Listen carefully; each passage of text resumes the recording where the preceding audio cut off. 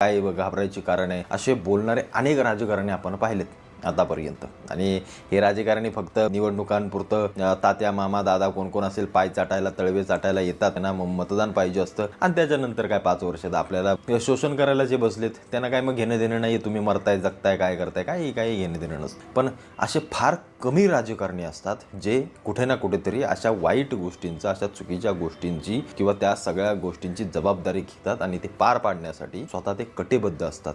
असंच एक उदाहरण देवेंद्र फडणवीसांच्या बाबतचं आहे आणि त्यांनी ही जी जबाबदारी घेतली ती जबाबदारी ते पूर्ण पाडताना मला दिसतायत। आणि म्हणून मी म्हटलं की राजकारणी कसा असावा, तर तो एखाद्या वाईट वेळेमध्ये एखाद्या जर त्याने शब्द दिला असेल, कारण ते मीडियासमोर छाती फाडून अगदी बोलायला काय कोणाचं जाते, त्यांना वाटतं अरे बोलू ते यायला काय होतंय, 2-3 वर्षांनी लोक विसरून जातील, कोण बघतंय की राहिले लक्षात राहिलं नाही राहिलं, काल काय झालेलं आज आपल्याला लक्षात राहत नाही, त्याच्यामुळे हे राजकारणी असे असतात।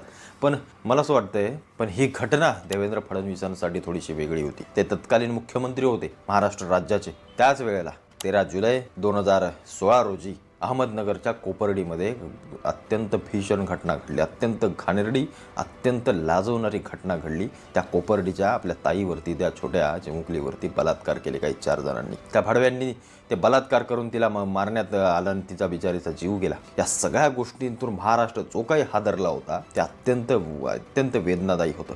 त्याच कोपर्डीच्या नंतर मराठा समाजाने देखील उग्रपणा पकडला आणि आरक्षणाच्या मागण्या आणि बाकी सगळ्या मागण्या जोर धरू लागल्या। त्याच्या मागं सगळ्या गोष्टी असताना या सगळ्या गोष्टी जेव्हा पेट घेऊ लागल्या, समाज जेव्हा पेटू लागला आणि ते जेव्हा कुटुंब त्यांचं पूर्णपणे हादरून गेलं, कारण एखाद्या अहमदनगरमधल्या एखाद्या नगरच्या एखाद्या ग्रामीण खेड्यामध्ये जेव्हा अशी कुठलीही घटना घडते तेव्हा पूर्णपणे तिथली सगळी लोक ही भिथरलेली असतात, घाबरलेली असतात। शहरामध्ये तर काय हाय चालून जाते, जे शहरातल्या लोकांना काय मुंबईत काल बॉम्बस्फोट झाला, उद्या 26/11चा हल्ला झाला, तर दुसऱ्या दिवशी सकाळी 5ची ट्रेन पडून कामावर जाणारी लोक आहेत। त्याच्यामुळे आपल्याला त्या गोष्टींची जास्त हे नसते, कारण आपण इथं पैसा कमवण्यासाठी बाकीचे सगळे आलेले असतात। पण ग्रामीण खेड्यामध्ये जेव्हा ही घटना घडते तिचे पडसाद अत्यंत भीषण असतात, अत्यंत भयंकर असतात, कारण त्या लोकांना फक्त या घटनेतून सावरायचं नसतं, तर आर्थिकदृष्ट्या प्रत्येक गोष्टीचा विचार करावा लागतो, ज्या प्रत्येक गोष्टी पुढे येणाऱ्या काळामध्ये त्यांच्या समोर आव असून उभ्या असतात। ही जेव्हा घटना घडली नंतर 2017ला कोर्टाने फाशी सुनावली,